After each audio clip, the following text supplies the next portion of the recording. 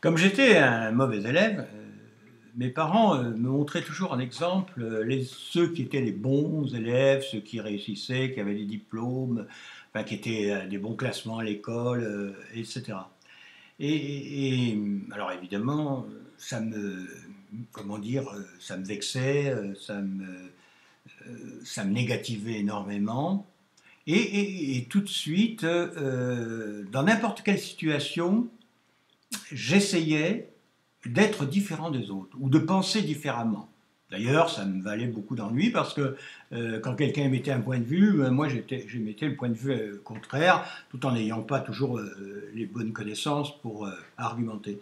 Mais j'ai acquis ce réflexe et quand il s'agissait après, plus tard dans la vie, de trouver une idée face à un problème, de trouver une solution, quoi, eh bien, j'entendais, par exemple, si j'étais dans un groupe, j'entendais les personnes émettre des idées qui se ressemblaient souvent. Et moi, j'avais ce réflexe, c'était de tout de suite dire, je vais trouver une idée différente, et au plus originale, ou vraiment différente.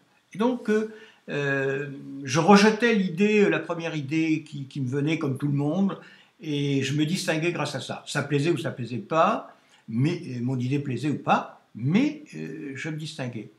Et ça, je pense que c'est un réflexe, d'ailleurs c'est ce que j'inculque maintenant aux personnes qui viennent en stage avec moi, stage d'éveil d'idées, d'éveilleur d'idées, c'est ne vous contentez pas de la première idée, c'est-à-dire que notre cerveau n'aime pas se casser les neurones, et donc quand il a... imaginez que votre cerveau, il a un vivier de prêt-à-penser.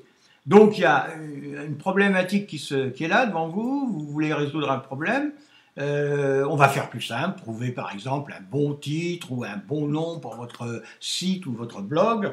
Eh bien, votre cerveau, quand vous allez chercher, votre cerveau va vous proposer une idée banale. Mais vous n'allez même pas vous rendre, la plupart du temps, vous en rendre compte. Vous allez trouver, ouais, c'est original. Hein. Souvent, ça va être, cette idée, elle a déjà été exploitée des milliers de fois par les autres. Et alors donc, conseil que je donne, créatif, c'est dire, bon, ok, j'ai cette idée, mais mets-la de côté et pousse tes neurones à trouver une ou deux autres idées un peu plus originales. Pardon. Essaie de trouver autre chose. Et c'est comme ça que je fonctionne tout le temps. Ben maintenant, c'est automatique chez moi. Hein, c'est même pas, je suis pas en train de me dire, tiens, ta première idée n'est pas terrible. C'est immédiatement, je cherche une idée avec une originalité, une différence. C'est-à-dire que se distinguer du groupe. Et comme j'étais dyslexique et que j'étais quelqu'un de pas diplômé, manquant de connaissances, eh bien, j'ai essayé de me distinguer autrement, de trouver une idée pour me distinguer. Et ça, c'est un réflexe créatif qui marche très fort. Vous savez, c'est Lanzmann hein, qui a trouvé cette idée, moi je la trouve très bonne.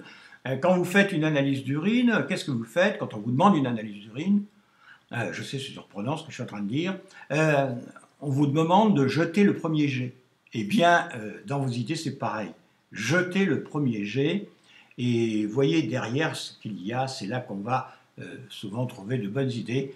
Voilà un des trucs d'éveilleur d'idées que j'emploie très souvent et qui marche très fort.